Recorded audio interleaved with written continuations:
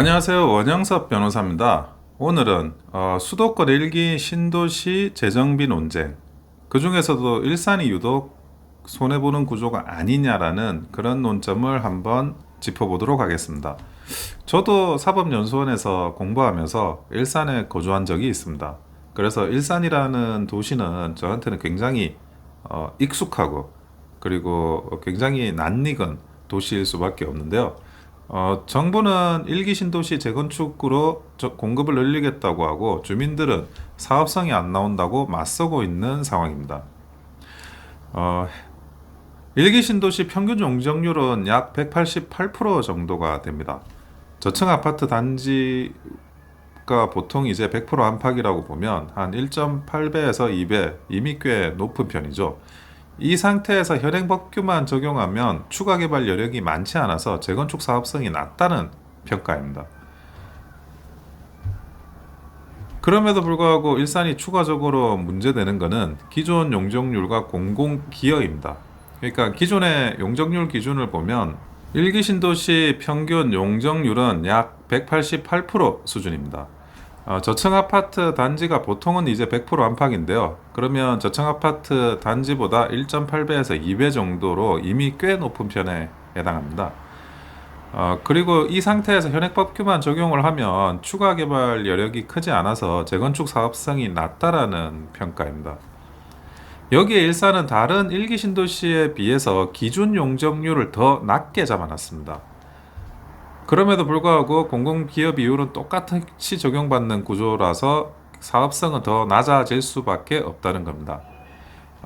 일산의 기준 용적률은 아파트 기준으로 300%고요. 분당이 326%, 평촌이 330%, 삼본이 330%, 중동은 350%에 해당한다는 걸 고려하면 일산이 비교적 용적률이 낮게 책정되어 있다는 겁니다. 일산은 그 출발선이 되는 기준 용적률이 더 낮다 보니까 같은 비율의 공공 기여를 해도 조합 소유자에게 남는 몫이 상대적으로 더 적어집니다.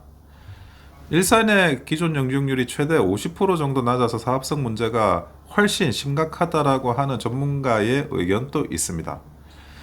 그럼에도 불구하고 고양시 같은 경우에는 교통 등 인프라 수용력을 고려하면 300%가 적정하다는 입장이고요.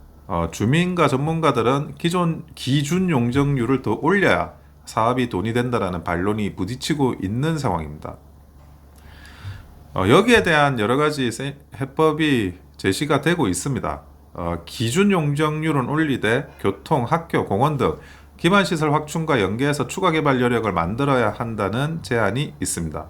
쉽게 말해서 용적률만 올려달라가 아니라 인프라 투자와 세트로 가자는 접근입니다. 주 52시간제, 공휴일 공사 중지 규정 등으로 인건비와 공사 기간이 늘고 있다며 안전에 문제가 없다면 근무 시간은 사업자 자율에 맡겨야 한다는 주장이 있는데요. 이런 주장들도 공사비를 좀 낮출 수 있는 그런 부분에 아니라고 하면서 하나의 좀 반론의 안으로서 주장되고 있기도 합니다. 일산은 결국에는 이제 기준 용적률 300%를 더 올릴지 아닐지 하는 그런 부분이 쟁점화되고 있고요. 그 외에 이제 내용들에 대해서는 부차적인 문제가 될 것 같습니다. 일산에서 제가 옛날에 살아봤을 때 벌써 뭐 한 20년 전에 제가 살았는데 신혼을 했고 거기서 뭐 애도 놓고 돌 잔치까지 하고 제가 나왔었습니다. 참 아름다운 도시고 그때는 너무 편리한 도시였는데 이제는 재정비 사업 이야기가 나온다는 거 보면서 참 세월이 빠르구나 하는 생각도 합니다. 조금 더 사업성이 보장되는 방향으로 그렇게 좀 이 재건축 재정비 사업이 진행될 수 있기를 소망하도록 하겠습니다. 이상 원영섭 변호사였습니다. 좋아요와 구독은 큰 힘이 됩니다. 감사합니다.